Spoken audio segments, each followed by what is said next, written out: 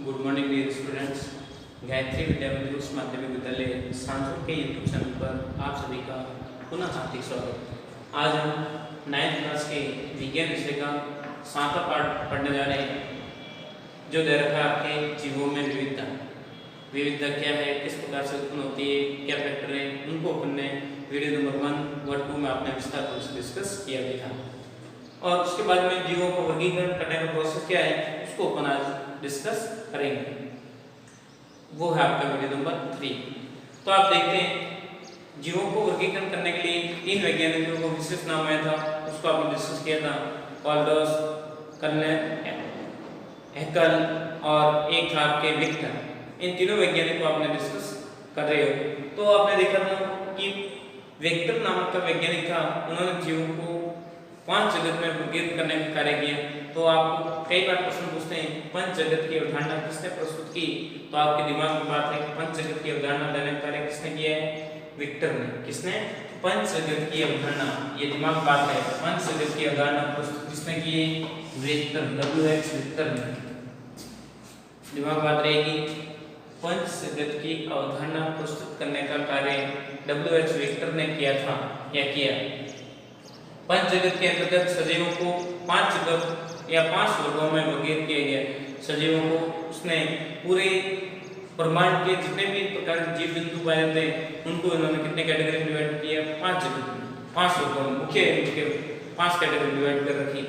तो 5 जगत के अंतर्गत कौन कौन से हैं? एक तो मोनेरा, प्रोटिस्टा, फंजाई या कवक जिसको बोलते हैं, प्लांटी और एनिमलिया, जो पोषण, कोशिका संरचना एवं कोशिका संगठन के आधार पर वर्गीकृत किया गया है। इन पूरे सजीव जगत को 5 वर्गों में डिवाइड किया गया। इसका मेन आधार क्या रहा कि उनकी कोशिका की संरचना कैसी है, किस प्रकार से है, क्या उनका संगठन है, क्या उनका पोषण है। तो कई प्रकार की बातों को उन्होंने ध्यान में रखते हुए जीवों को अलग अलग कैटेगरी में बांटने का कार्य किए गए। तो एक एक वर्ग का अपन स्टडी करेंगे, उससे पहले 2-3 और वर्ड आ रहे हैं, उसको अपन डिक्लेयर करके फिर बाद में अपन इंटर करेंगे। पूरे पंच जगत अवधारणा में दे रखे जितने भी कैटेगरी के जीव हैं उनको एक एक को विस्तार रूप से स्टडी करेंगे। आप देख रहे हो उसके बाद में वॉस नाम का एक कॉलर वॉस ने मोनेरा जगत जो उसने प्रतिपादित करने का काम विक्टर ने कर दिया, परंतु मोनेरा जगत को पुनः उसको 2 कैटेगरी में बांट दिया। किसने? वॉस ने मोनेरा जगत को आर्कियोबैक्टीरिया तथा यूबैक्टीरिया कैटेगरी में डिवाइड करने का काम भी इसने किया। किसने? वॉस ने। अब देखते हैं ये कार्य करने के उपरांत भी आप पुनः देखते हो विभिन्न स्तरों पर सजीवों को उप समूह में वर्गीकृत करने का कार्य भी किया गया। अलग अलग सजीवों को अलग अलग कैटेगरी में बांटा गया कि ये उसका वंश है, ये उसकी कैटेगरी, ये उसकी जाति, ये उसका कुल। तो कई प्रकार के ऐसे स्टेप आपके आगे से आगे बढ़ते जाते हैं। तो उनको प्रस्तुत किस प्रकार से किया जाता है वो अपन डिस्कस अब करेंगे। तो सबसे पहले अपन देखते हैं कि वो जीव कौन सा जगत का है, जगत क्या है, संघ क्या है, डिवीजन क्या है, क्लास क्या है, उसका कुल क्या है, फैमिली क्या है, कई प्रकार के ऐसे अपन डिस्कस करेंगे। तो आगे इस मैटर को मैं बढ़ा रहा हूँ, पहले आप इसका स्क्रीनशॉट ले लीजिए, फिर बाद में देखते हैं अपन जीवों को उप समूह में किस प्रकार से वर्गीकृत कर रहे हैं, उसको एक एक को डिस्कस कर रहे हैं। देखिए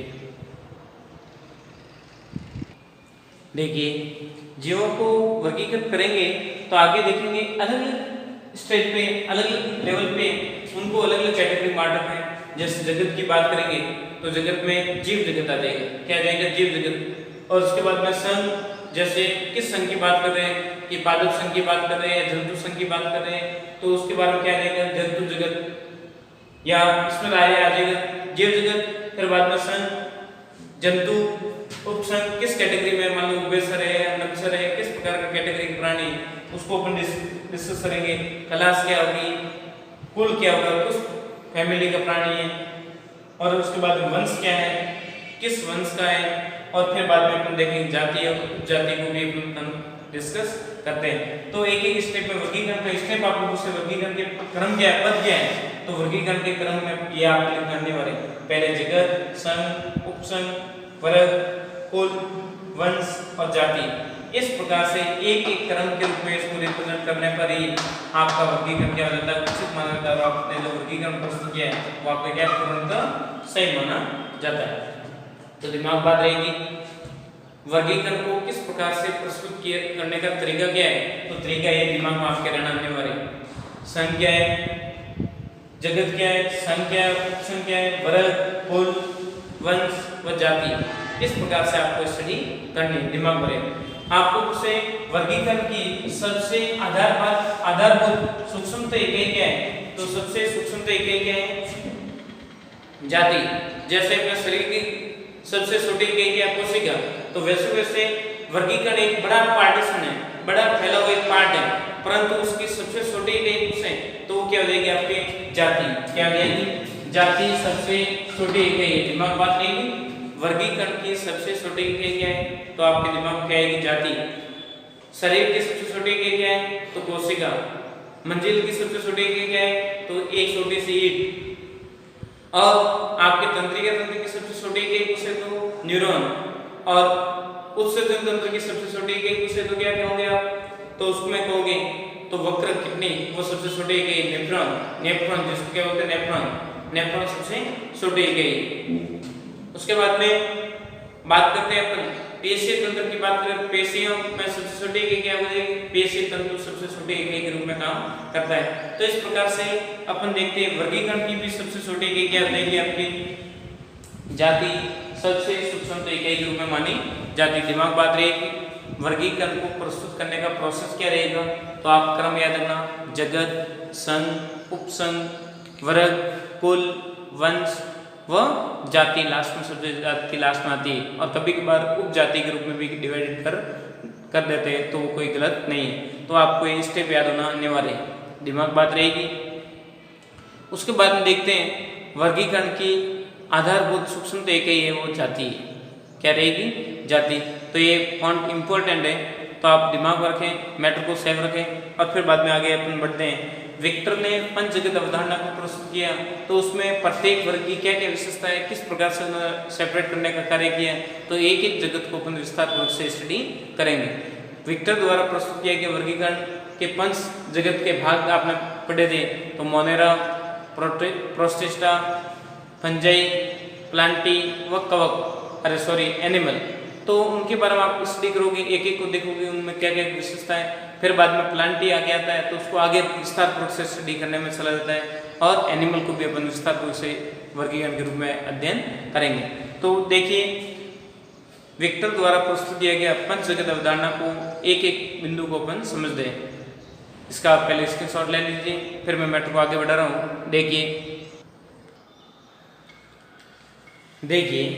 फर्स्ट अपन देख रहे हैं मोनेरा। आपको पूछे मोनेरा जगत की क्या विशेषता है, या मोनेरा जगत पर संक्षिप्त टिप्पणी करो, तो आप क्या बताओगे, मोनेरा जगत के जितने भी जंतु होते हैं वो क्या होते हैं, एक कोशी के होते हैं। क्या होते हैं, एक कोशी के प्राणी है सारे। दिमाग बात रहेगी। दूसरी बात, एक कोशी के होने के साथ में ये कैसे होते हैं, प्रोकैरियोटिक होते हैं। कैसे होते हैं, प्रोकैरियोटिक। इनका केंद्रक सुसंगठित नहीं फैलता है, तथा कोशिकांग झिल्ली युक्त नहीं होते हैं। कोशिकांग झिल्ली युक्त नहीं होते हैं और केंद्रक सुसंगठित नहीं होता है। तो आप जानते हैं प्रोकैरियोटिक का यूकैरियोटिक मंत्र आपको मैंने पांचवां पाठ पढ़ाया था, तब आपने विस्तार रूप से उसमें लिखवाया भी था और बताया भी था। तो यहाँ मैंने शॉर्ट में लिखा है कि ये जीव होते हैं वो कैसे होते हैं, प्रोकैरियोटिक होते हैं। दिमाग बात रहेगी। आगे देखते हैं अपन, कुछ जीवों में कोशिका भित्ति पाई जाती है, कुछ में नहीं पाई जाती। इसी की भिन्नता की वजह से जीवों में शारीरिक संरचना क्या पाई जाती है, डिफरेंस आता है, भिन्नता उत्पन्न हो जाती है। तो आप देखते हैं किसी में कोशिका भित्ति होती है और किसी में कोशिका भित्ति नहीं होती। कोशिका भित्ति होने के कारण तो वो अपना भोजन स्वयं बनाने की टेंडेंसी रखते हैं। कई प्रकार के ऐसे उनमें नशा होता है जिसकी वजह से वो भोजन स्वयं भी बना सकते हैं, और कई प्रकार के जीव ऐसे भी होते हैं जो अपना भोजन स्वयं भी बनाते हैं, विषम कोशिका व्यवहार भी दर्शाते हैं। तो आप देखते हैं जनरली आप स्टडी करते हो तो मोनेरा जगत एक कोशिका के प्राणी है, यूकैरियोटिक कैटेगरी के जीव हैं। कुछ जीवों में कोशिका भित्ति पाई जाती है जबकि कुछ में कोशिका भित्ति नहीं पाई जाती है। इसी कारण मोनेरा जगत के जीवों की शारीरिक संरचना में क्या पाई जाती है, भिन्नता देखने को भी मिलती है। आप देखते हैं पोषण के आधार पर ये जीव स्वपोषी व परपोषी या विषमपोषी दोनों प्रकार के जीव हो सकते हैं। दोनों प्रकार के गुणधर्म दर्शाने कैटेगरी इनमें पाई जाती है। कई प्रकार के जीव तो ऐसे होते हैं जो अपना भोजन स्वयं बनाते हैं, और कई प्रकार के जीव ऐसे होते हैं जो दूसरों पर निर्भर होते हैं, अपना भोजन स्वयं नहीं बना सकते। तो एग्जाम्पल जैसे आपको के जीवाणु, साइनोबैक्टीरिया या माइकोप्लाज्मा, एनेबिना आदि प्रकार के जीवाणु हैं जो इस कैटेगरी के अंतर्गत आपके आते हैं। जीवाणु की संरचना मैंने ड्रॉ की और एक एनाबिना की संरचना ड्रॉ करके आपको सामने रिप्रेजेंट कर रखा है। तो आप देखते हैं एनाबिना में दो बड़े बड़े पार्ट दिख रहे हैं, वो आपके इस तरह बीजाणु हो जाएगा और एक हो जाएगा स्टोसिस जो जनन प्रोसेस में काम में भी आता है। तो इस प्रकार से आपने मोनेरा जगत को स्टडी किया कि मोनेरा जगत की क्या विशेषता, तो इसको आपको शॉर्ट में लिखना हो संक्षेप में तो आप क्या मेंशन करोगे? ये मोनेरा जगत के प्राणी होते हैं वो एक कोशिका होते हैं, इनका कोशिका केंद्र तथा कोशिकांग सुविकसित नहीं होते, अर्थात आप कह देना प्रोकैरियोटी होते हैं। कुछ जीवों में कोशिका भित्ति पाई जाती है तथा कुछ में नहीं पाई जाती। इसी कारण मोनेरा जगत के जीवों में शारीरिक संस्था में भिन्नता पाई जाती है। पोषण के आधार पर ये स्वपोषी तथा परपोषी या दोनों प्रकार के हो सकते हैं। उदाहरण जीवाणु, साइनोबैक्टीरिया, माइकोप्लाज्मा, एनीबिना आदि को आप डिटेल से देखें, आप कमेंट को मेंशन कर सकते हो। अगला अपना सेकंड पॉइंट आ रहा है प्रोटिस्टा। वो क्या होते हैं, उनकी क्या विशेषता होती है, उनको अपने स्टडी कर रहे हैं। तो देखिए पहले आप इसका शॉर्ट ले लीजिए, फिर मैं मैटर को रब कर रहा हूँ, फिर आगे बढ़ा रहे। सेकंड पॉइंट अपन ले रहे हैं प्रोटिस्टा, उसको अपन स्टडी कर रहे हैं। देखिए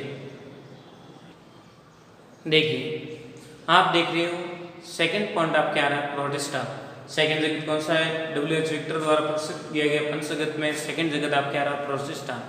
तो उसकी क्या विशेषता है उसको आप डिस्कस कर रहे हो।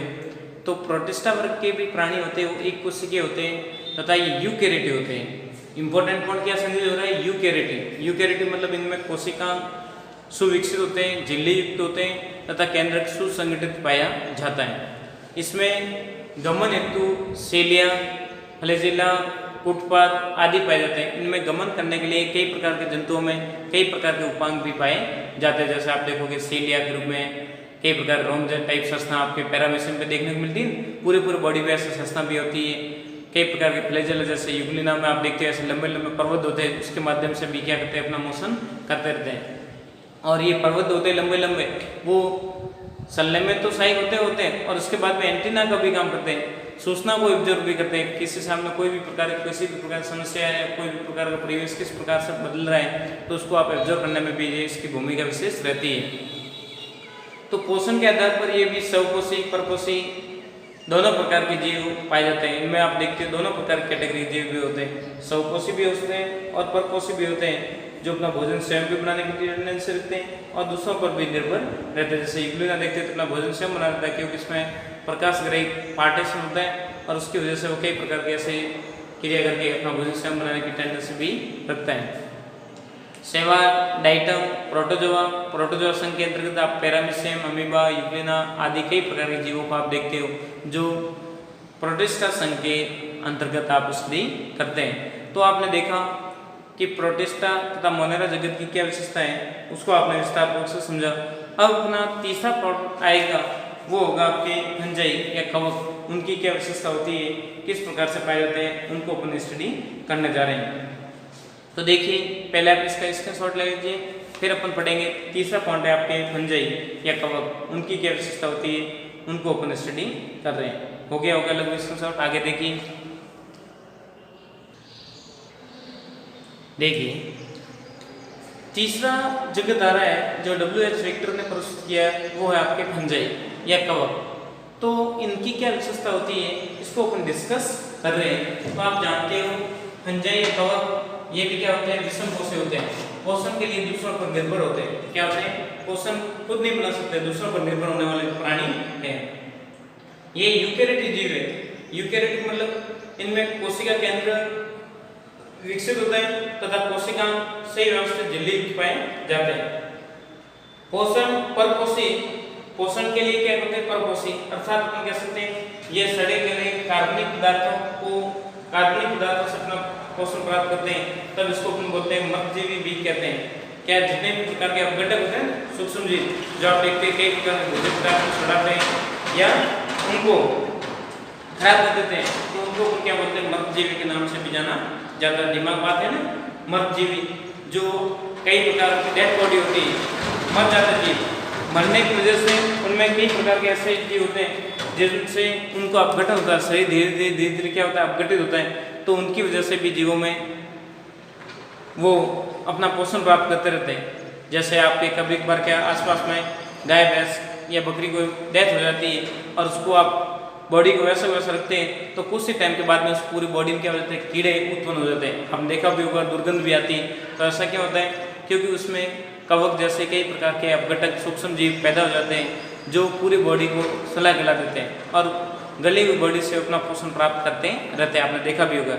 तो मृतजीवी किसे कहते हैं, ऐसे सूक्ष्म जीव जो अपना पोषण सड़े गले कार्बनिक पदार्थों से प्राप्त करता है, अर्थात मरे हुए जीवों से अपना पोषण प्राप्त करने का कार्य करते हैं, उन्हें कहते हैं मृतजीवी के नाम से जाना जाता है। दिमाग बात रहेगी। बहुकोशिकीय क्षमता जीवन काल में प्राप्त कर लेते हैं। ये कोश आप देखते कवक बहुकोशिकीय शुरू में नहीं होते हैं, परंतु जीवन की कोई न कोई ऐसी अवस्था आती है जिसमें एक बार उनमें बहुकोशिका पूरे शरीर में विकसित होने की संभावना रहती है। अर्थात हम कह सकते हैं कि बहुकोशिकीय क्षमता जीवन काल में प्राप्त कर लेने की इनमें क्षमता पाई जाती है। कभी कभार इनका शरीर कैसा होता है, बहुकोशिकीय होने की संभावना बढ़ जाती है। विशेष विशेषता इनकी क्या होती है कि इनकी कोशिका भित्ति काइटिन की बनी होती है। काइटिन एक जटिल श्रृंखला की बनी होती है जो विशेष प्रकार से इनके सूक्ष्म जीवों तथा विभिन्न प्रकार के अपघटनों से इनकी सुरक्षा करने का कार्य भी करती है। दिमाग बात रहेगी। अब कुछ ऐसे सूक्ष्म जीव वाले हैं, कुछ ऐसे वाले तो आप स्टडी कर रहे हो, जैसे स्पाइरजेलस, एगेरिस, पेनिसिलियम। तो जैसे आप देखते हो एगेरिस का जो एगेरिस मतलब अपने सामान्य भाषा में क्या कहते हैं, मशरूम या थूम्बी कहते हैं ना, जो वर्षा ऋतु में भी बहुत हर स्थान पर देखने को मिलेगी। तो वही है जो एक प्रोटीन का विशेष क्या होता है, स्रोत होता है। और पेनिसिलियम भी एक कवक है जो औषधि निर्माण में इसका प्रयोग किया जाता है। पेनिसिलियम कई प्रकार की दर्द निवारक औषधि निर्माण में इसका विशेष रूप से प्रयोग किया जाता है। आपने देखा भी होगा पेनिसिलिन ड्रग्स। तो ये आपने फंजाइम के बारे में देखा। फंजाइम और शैवाल मिलकर एक प्रकार की विशेष प्रकार की नई प्रजाति का निर्माण करते हैं जो एक दूसरे पर शैवाल व आप देखते कवक एक दूसरे पर सहजीविता का संबंध अपनाते हुए एक विशेष प्रकार की नई जनरेशन का निर्माण कर लेते हैं। वो कहलाता है आपके लाइकेन। लाइकेन इंपॉर्टेंट है। लाइकेन पर्यावरण के अच्छे प्रदूषक माने जाते हैं, मतलब जहाँ पे भी प्रदूषण होगा वहाँ पे लाइकेन उत्पन्न नहीं होते हैं। तो अपन मान सकते हैं कि लाइकेन एक प्रकार के अच्छे प्रदूषक के संकेतक माने जाते हैं। देखिए कवक प्लस शैवाल दोनों सहजीविता का संबंध अपनाते हैं। कैसे अपनाते हैं? दोनों ये भोजन अपनाते हैं, जो इन्होंने भोजन अपनाया हुआ है तो वो इनका यूज करते हैं, और इन्होंने जो विभिन्न प्रकार के पोषक तत्वों को एब्जॉर्ब कर रखा है तो वो इनको लेते हैं और ये इनको लेते हैं। अर्थात अपन कह सकते हैं दोनों एक दूसरे के क्या सहजीविता का संबंध अपनाने कार्य करते हैं। लेन देन दोनों एक दूसरे पर निर्भर रहते हैं कि आप मुझे पानी दो तो मैं तेरे को भोजन दूंगा। जैसे आपने पेड़ पौधों में देखा था कई प्रकार के एंजियोबैक्टर के बारे में मैंने बात की थी, राइजोबियम के बारे में बात की थी नाइट्रोजन स्थिरीकरण करने में। तो उन जीवों को क्या कार्य होता है, एक अपना भोजन बनाता है, दूसरे को देता है, दूसरा बनाता है, दूसरे को देता है, इस प्रकार का प्रोसेस चलता रहता है। तो अपन इसको बोल सकते हैं कि इनमें सहजीविता पाई जाती है। कैसे पाई जाती है? सहजीविता का गुणधर्म पाया जाता है। दोनों एक दूसरे पर क्या होते हैं, निर्भर होते हैं, और इन दोनों से मिलकर एक नई प्रजाति का निर्माण होता है, वो होता है लाइकेन। क्या होता है? लाइकेन। आपको पूछे लाइकेन किन दोनों के बीच की योजक कड़ी है, लाइकेन किन दोनों के बीच की योजक कड़ी है, तो आप क्या कहोगे शैवाल तथा कवक के मध्य की योजक कड़ी क्या है? लाइकेन। दिमाग बात रहेगी। लाइकेन प्रदूषक के अच्छे स्रोत माने जाते हैं। जहाँ पे भी प्रदूषण होता है वहाँ पे ये पैदा नहीं होते। आपने देखा होगा लाइकेन वर्षा ऋतु में जो पुराने वृक्ष होते हैं या कटे हुए वृक्ष की छालों पर एक धब्बे के रूप में रंगीन रंगीन प्रकार के धब्बे दिखाई देते हैं, वही क्या आपके लाइकेन। तभी आपने कभी बार देखा भी होगा जैसे वृक्ष है उसके साल पर ऐसे हरे रंग के अलग अलग कलर के ऐसे धब्बे बन जाते हैं।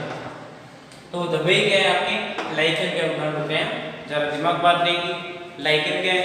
लाइकेन कवक व शैवाल के मध्य की योजक कड़ी है जो सहजीविता संबंध अपनाने का आधार पर इनका निर्माण होता है, और ये प्रदूषक के अच्छे स्रोत माने जाते हैं जो पेड़ पौधों पर हरे रंग के धब्बे के रूप में दिखाई देते हैं। आगे अपना चौथा पॉइंट आ रहा है प्लांटिंग। वो क्या है उसको अपन डिस्कस कर रहे हैं। देखिए इसका आप स्क्रीनशॉट ले लिया होगा, स्क्रीनशॉट ले लीजिए, फिर आगे अपन मैटर को बढ़ा रहे हैं।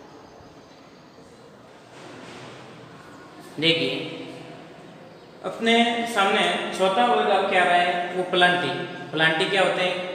प्लांटी का मतलब पेड़ पौधे, प्लांट जो कहते हैं ना। तो वेक्टर में चौथा वर्ग बताया वो जीवों को प्लांटी वर्ग में डिवाइड किया। तो प्लांटी वर्ग की क्या विशेषता होती है उसको अपन शॉर्ट में डिस्कस करते हैं। वैसे आपके प्लांटी वर्ग का पूरा आपके वर्गीकरण का विस्तार रूप से अगले कल वाले वीडियो में डिस्कस भी करेंगे। तो इसको भी बहुत बड़ा मैटर इस पे दे रखा है। जंतु वर्ग और प्लांटी वर्ग को विस्तार रूप से अगले वीडियो लेक्चर में अपन देखेंगे। फिर भी आपको पंच जगत की अवधारणा में इसको संक्षेप में रिप्रेजेंट करना है तो आप क्या बताओगे? ये बहुकोशिकीय होते हैं, कोशिका भित्ति युक्त होते हैं। कौन? प्लांटी कोशिका भित्ति युक्त होते हैं और यूकैरियोटिक जीव के अंतर्गत आते हैं। किसमें? यूकैरियोटिक जीव के अंतर्गत रखा गया है। स्वकोषी होते हैं क्योंकि अपना भोजन स्वयं बनाते हैं। प्रकाश संश्लेषण की क्रिया द्वारा अपना पौधे के बनाते अपना भोजन स्वयं बनाने की उनमें क्षमता पाई जाती है। तो क्लोरोफिल कैसे बनाते हैं? सब संश्लेषित प्रकाश संश्लेषण क्रिया क्या होती है, किस प्रकार से करते हैं? तो इसके बारे में आप जानते भी हो कि प्रकाश की उपस्थिति में क्लोरोफिल जल व वायु उपस्थित CO2 आदि को इंटरमिक्सिंग करके अपना भोजन ग्लूकोज के रूप में स्वयं बनाने की टेंडेंसी इसमें पाई जाती है।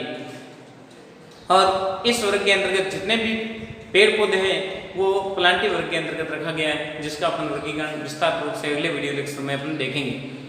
पांचवा वर्ग आ रहा है एनिमलिया। एनिमलिया क्या होता है?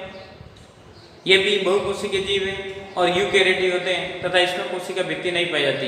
इनमें कोशिका भित्ति रहित होते हैं। ये कोशिका भित्ति इनमें नहीं पाई जाती। आप जानते हो जंतुओं में कोशिका भित्ति नहीं होती, तो आप कह सकते हो कोशिका भित्ति रहित, कोशिका भित्ति रहित होते हैं, कोशिका भित्ति नहीं पाई जाती।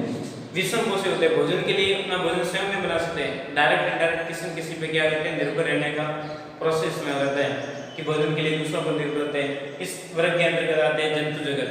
जितने भी प्रकार के जीव जंतु में आप देखते हो जंतु, वो सारे इसको विस्तार रूप से जंतु वर्ग के अंतर्गत अध्ययन करेंगे। तो इस प्रकार से आपने देखा कि पंच जगत की अवधारणा किस प्रकार से प्रस्तुत की गई, इसके अंतर्गत कौन कौन से जंतु आते हैं, किनकी क्या विशेषता होती है, इनको अपने संक्षिप्त रूप से व्यवस्थित रूप से समझा विस्तार रूप से।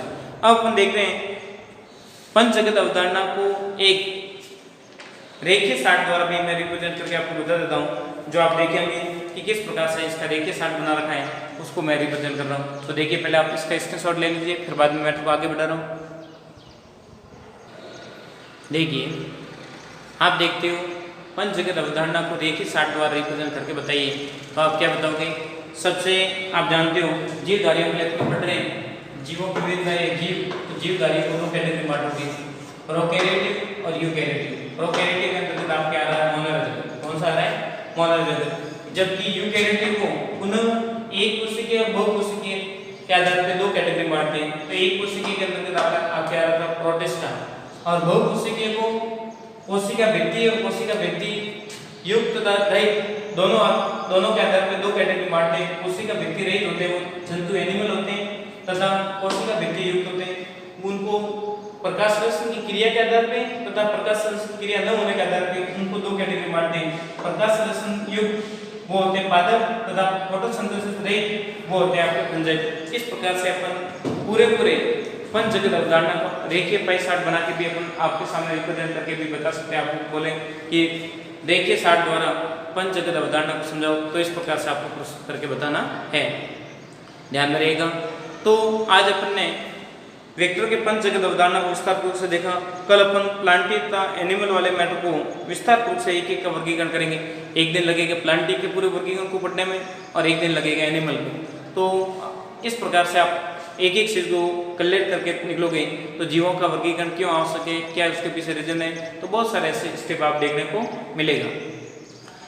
यदि आपने गायत्री विद्या मंदिर यूट्यूब चैनल को आप अभी तक सब्सक्राइब नहीं किया है, सब्सक्राइब करें, लाइक करें, शेयर करें, ताकि अपलोड होने वाले नए वीडियो आपको डायरेक्ट मिलते रहें, ताकि आपकी पढ़ाई डिस्टर्बेंस नहीं हो, पढ़ाई कंटिन्यू बनाए रखें। जितना मैटर बताया जा रहा है उसको घर बैठ के नोट्स बनाए, संक्षेप नोट्स बना के उनको मैटर को याद करते रहिए, ताकि जैसे आपकी स्कूल खुले उसमें आपको स्टडी होने पर आप किसी भी प्रकार कन्फ्यूज नहीं रहे। अपनी पढ़ाई को ध्यान में रखते हुए अपना काम करते रहिए।